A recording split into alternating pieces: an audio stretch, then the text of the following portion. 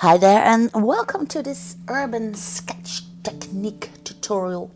And I want to demonstrate the fountain pen, and we're going to draw a nice slope with a staircase in that. And it's a nice, garden or something. And what I do is when I start urban sketcher, I just pick up one point. In this case it's the base of the tree, which is on top of the stairs, and from that point out I'm just going to knit a drawing, if you like. Now I filled the fountain pen with the ink by Parker, and this ink is soluble in water. So once I have my sketch going on and I'm happy with everything, then I'm going to demonstrate to you how nice it is to add water and what a nice effect this brings us.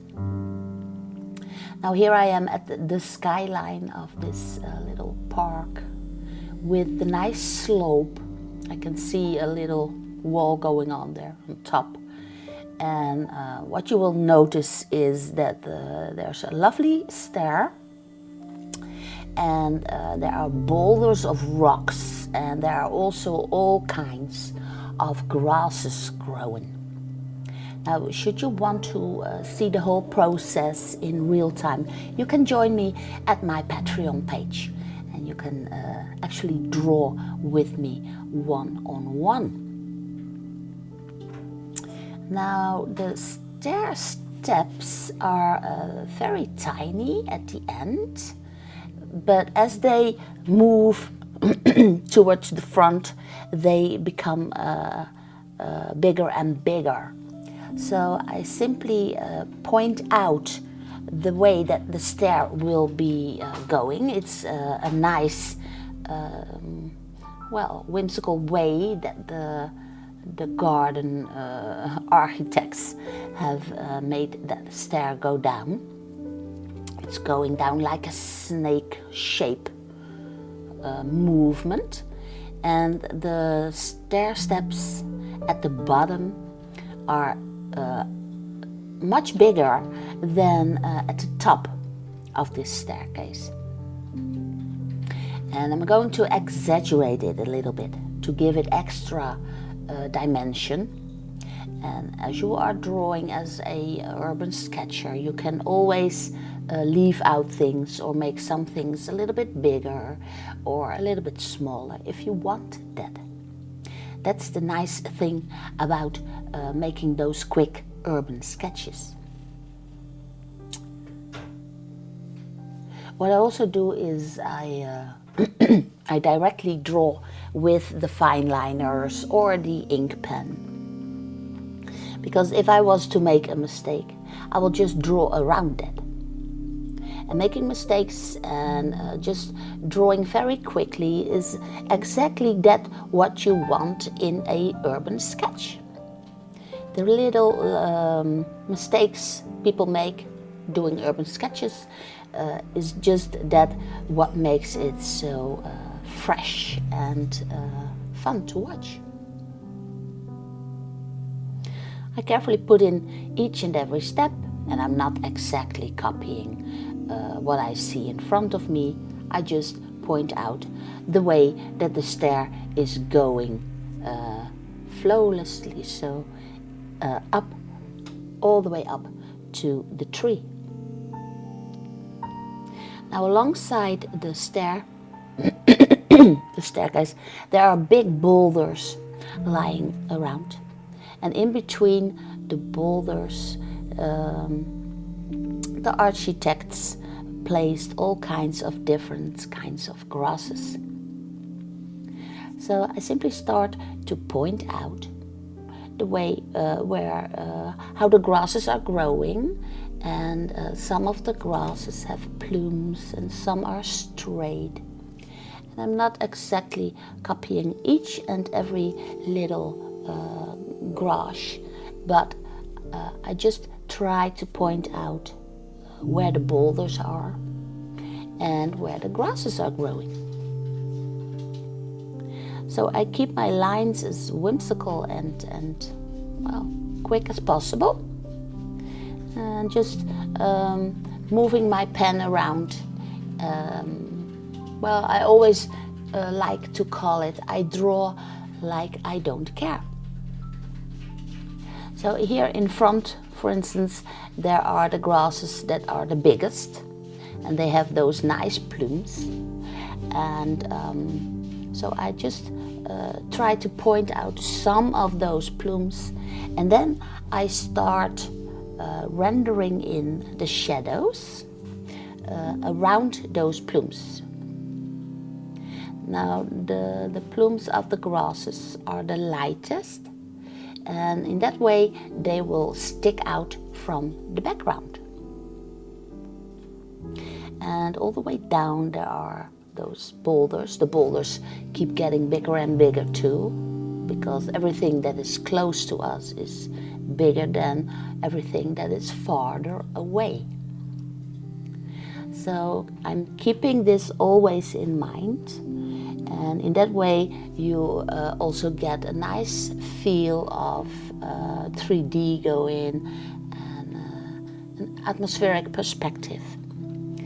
So I'm not very precise about the perspective, but I do keep in mind that everything in front is bigger than everything that is far away, which is much smaller.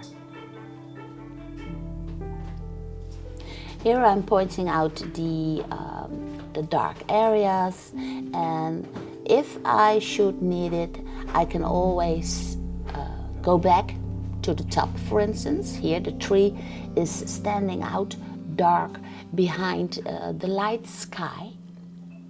So, and also for the boulders themselves, I use the rendering technique to point out that the boulders have a shadow part too.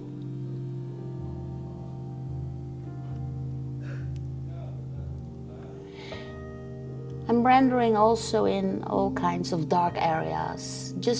I'm just going through the whole drawing to check out if everything is there where I want to.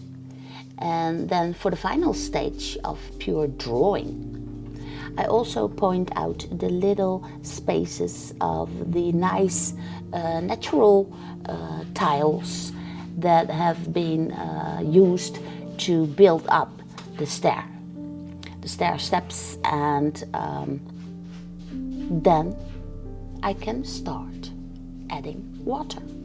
This is my Da Vinci Casaneo. It's a very nice watercolor brush, and it soaks up a lot of water.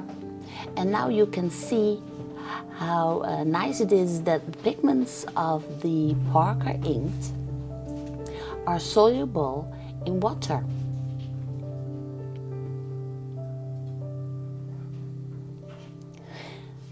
By applying water into the ink drawing, you get that nice watercolory effect. I just have to tip the water in, and so I'm quite careful, not that careful, but I just tip in the water and try to bring back the shadows into my drawing, leaving little spaces out that are the lightest areas for the plumes in the grasses and the tops of the grasses, so that I get that nice feel of watercoloring going on. And you can even add the pigments of your watercolor paint into your drawing. For instance, here in the front there is a very dark shadow, and then it's the fastest way to just pick up the pigments from your watercolor paint to add those dark shadows. I also use it for the top of the stair steps. Just add a little bit of shadow underneath and you get a nice feel of 3D going on. Now this is a very quick way of drawing slash painting, and I really love it. You can sit there in a garden, maybe having a glass of tea, and just put down the sketchbook and start drawing. And this is the jelly roll pen. This is also a very nice tip.